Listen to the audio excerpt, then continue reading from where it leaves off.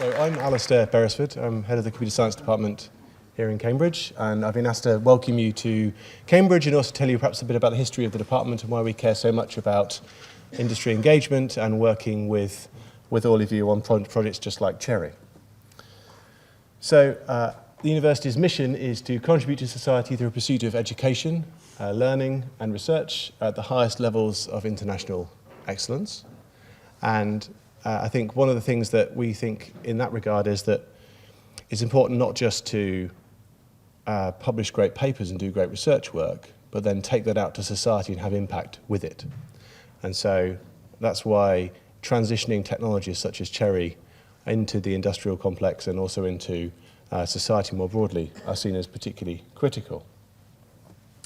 As a department, we've been operating for 88 years now in research and over 70 years of teaching.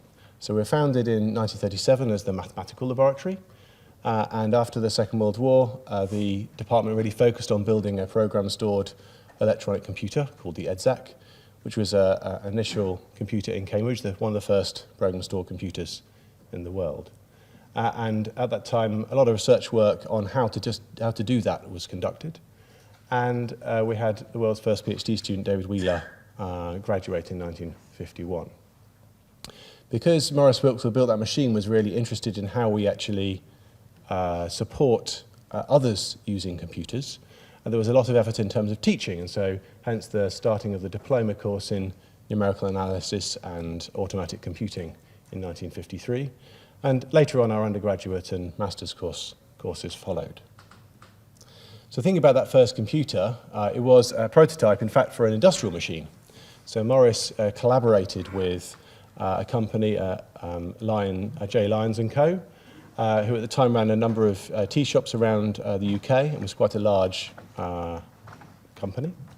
And they were interested because they saw lots of efficiency gains that are possible through electronic computing. And so before EDSAC was even running, they sponsored the work in the department, spent £3,000, and also provided an engineer to support the development of the EDSAC computer. And so when EDSAC was running, the Leo, or Lyons Electronic Office, the world's first business computer, was created based on the design of the EDSAC. So you can see pictures here from the Leo 1 in operation. And there's a lovely video about the Leo at the Centre for Computing History that went up recently that you can watch if you want to find out more about how EDSAC was transitioned into a commercial computer. That idea of transitioning technologies for the wider public good was something the department has continued to do. So we keep track in our Hall of Fame of lots of companies that are spun out by our staff and also started up by our alumni. We have over 340 companies now in our Hall of Fame. And one of those companies, by one of our alums, is Beauhurst, who do analysis of public and private companies in the UK. And they recently did an analysis of these 340 companies, and as shown here, really significant contributions to the UK and indeed international economies, as well as lots of employment created by those companies. So how do we go about changing the world? How do we have this impact on society? I think it takes many forms. So as with the EDSAC, you can have a significant research breakthrough, which we then transition to some industrial partner. You can have some radical rethinking of some kind of commercial product, perhaps addressing a gap in the market with some kind of startup, or indeed looking at other ways to transition technology, so say open source or by starting a charity. And we've got lots of examples of all of these in our history, and I selected 6 to try and span across the different generations, and also for us to think about different types of transition. So the EDSAC and EDSAC 2 we've already talked about. Then there's the Titan series of Titan computer in the 1960s. So this was an example where an existing machine built by Ferranti, the Atlas, was too expensive for the university and indeed for many buyers. And so the university collaborated with Ferranti. They bought the core processing unit, redeveloped the storage and memory, redeveloped the peripherals, and developed a new time-sharing operating system to run on top. And that resulted in the Titan computer, which was then a product that Ferranti could go and sell, and left the university with a fantastically useful machine. I'm sure many have heard of the CAP computer in the 1970s, which was looking at capabilities in that era. And CHERI, I suppose, in some ways is some kind of successor, or at least inspired by that project. The BBC Micro in the 1980s is a different kind of example. This is where some individuals in the department, in particular Andy Hopper, joined forces with Chris Curry and Herman Hauser to form Acorn and built the BBC Micro. If you go and look at the first ROM, you'll see several staff members and indeed also the computer lab credited in the ROM of the BBC Micro.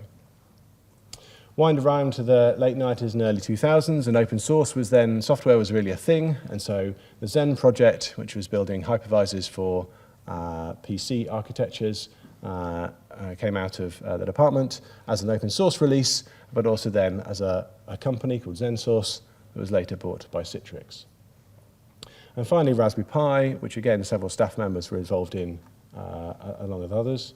And I think here the twist was that it was a charity that was created rather than necessarily a for-profit company. And you might have seen recently that the charity owned a subsidiary, a Raspberry Pi Trading Limited, that was floated on the stock market last year as Raspberry Pi PLC. So this collaboration with industry, as I've hopefully demonstrated, is a long-standing thing the department really cares about. And one of our most recent efforts has been on this new Centre for Computer Architecture and Semiconductor Design, Cascade. And so this is an opportunity to collaborate with industry, again, in a pre-competitive stage. So here we've been looking for funding from industry by donation to support PhD students. And late last year, we announced that ARM had donated £3.5 million to fund 15 PhD studentships in the department. And we're hopefully at an advanced stage with 2 other companies, which I hope we'll be able to announce further funding shortly. So if you'd like to talk to me about Cascade at any point in the break, I'll very happily chat with you. So in addition to being head of department, I'm also a professor in computer security, and so I couldn't resist the opportunity to spend a little bit of time talking about computer security things as well, given the topic of today's conference. So how did I get thinking about software security? So I think for me it was this paper from 2006 which really made me think about how we build software. So this paper is called Milk or Wine: Does Software Security Improve with Age? And so in it, the authors were looking at the OpenBSD operating system, and they looked at software development over 7.5 years. And they separated the software into 2 parts: software that was foundational, i.e. code that was written and available in the repository at the start of the measurement period, versus software that was added at a later point. And so they saw a statistically significant decrease in vulnerabilities in that foundational code, the code that was there for longest. So in that sense, the software is like wine, right? It's a fine wine, it gets better with age. But note that 39% of the code at the end of the measurement period was not foundational. It was added because features were requested, maybe new peripherals had been invented, other things had happened. And so we're adding new code, which of course also has to be debugged over time.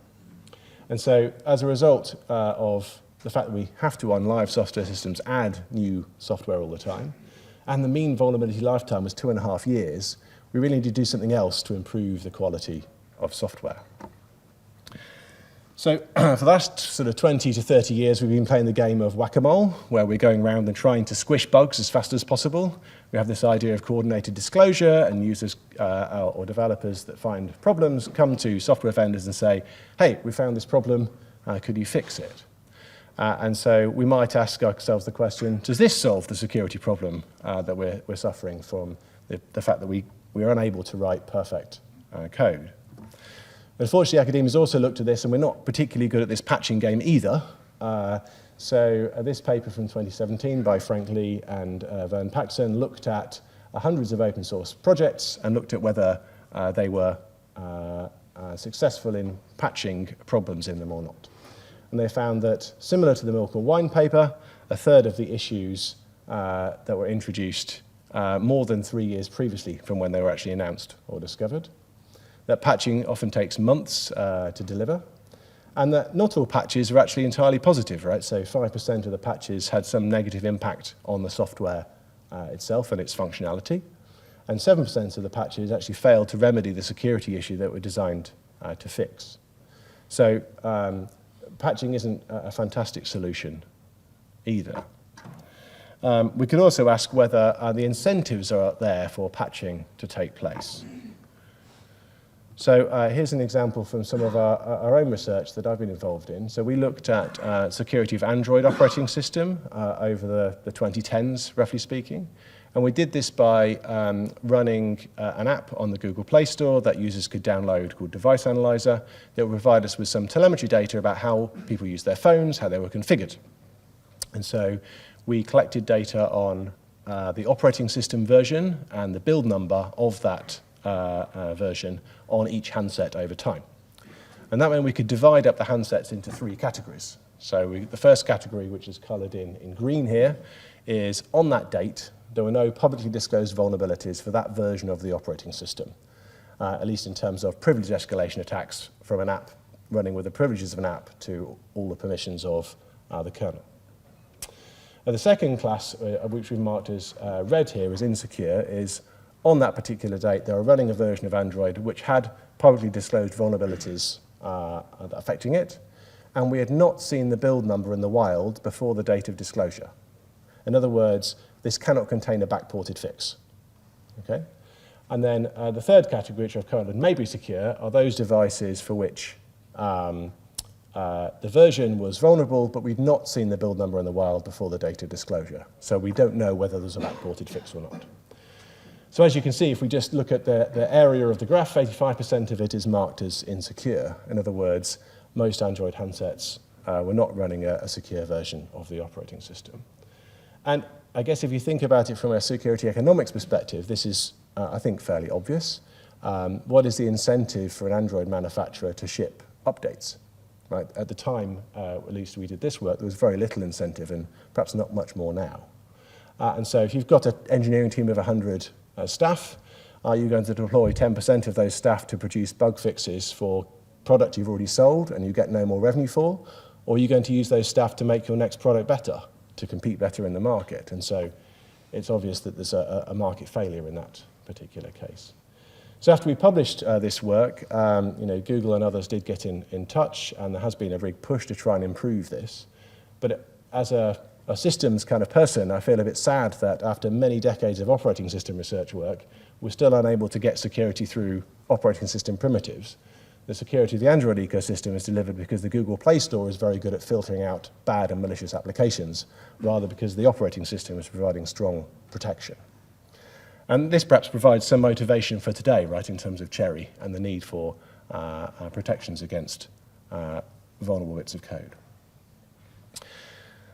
I thought it might also be good to think a little bit about the future and forward-looking aspects. So there's an article by Matt Welsh in Communications to the ACM from a couple of years ago, putting forward this viewpoint that perhaps in a few years, nobody will write any code anymore. It'll all be written by machine. And I think in the article, the focus or the emphasis is around using machine learning techniques to be able to take a data-driven approach to solving problems. But you could also equally well look at systems like Copilot or Cursor or these other code assistants. Are we going to get to the point where no human really writes code, the machine's going to write it instead? And so will that solve the lack of ability to write code correctly or not? And I don't know the answer to that question. I guess that's an open question. But my best guess at the moment is to say probably not. If you look at the way in which ChatGPT and other LLMs at the moment produce answers, they've got amazing databases and produce incredible output often, but also make mistakes. So I'm not convinced that this is going to solve our problem with code quality either. So again, I think we're looking for systems like CHERI to solve problems. Do we think CHERI solves all the problems in security? I would also argue not. That's not to say we shouldn't do it, but there are other problems that are out there. So if we think about a hierarchy of harms and we think about targeted attacks or malware, often they're exploiting some of these technical problems that are introduced by the fact we can't write software well. But they don't really address other problems such as bulk password compromise or abuses of mechanisms such as social engineering to persuade people to transfer money from one bank account to another. So the good news is, even if you do ship CHERI, I'll still have a job. That really brings me to the end of my kind of intro for this meeting today of CHERI. I have managed to leave a bit of time left if people have a few questions, which I'll happily to answer.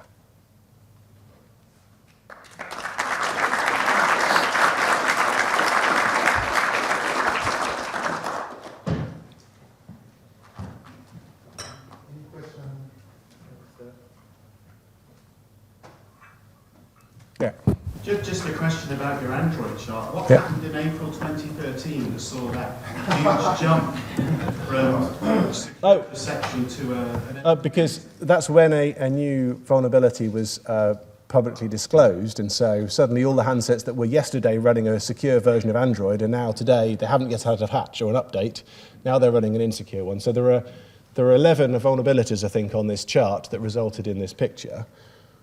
We chose those 11 because we could be sure they affected the very wide variety of devices. They affected the core Android system. With more work, we could have put many more things on and coloured the chart in with even more red. Yeah.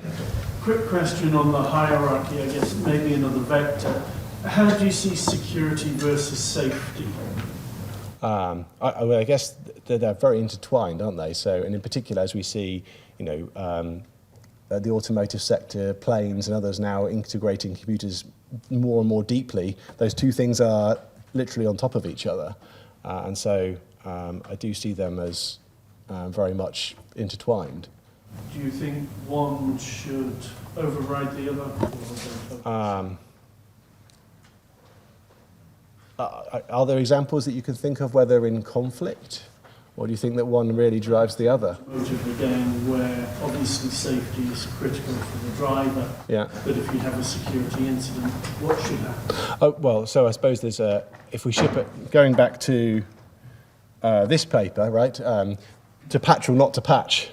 And so should you ship a patch to solve a potential remote attack problem in a car and risk then compromising braking safety because your patch isn't very good? So that would be, I guess, an example of a conflict. And so I suppose we need to make sure we build our tools. Certainly for cars, you'd want much better than 5% and 7% as your figures.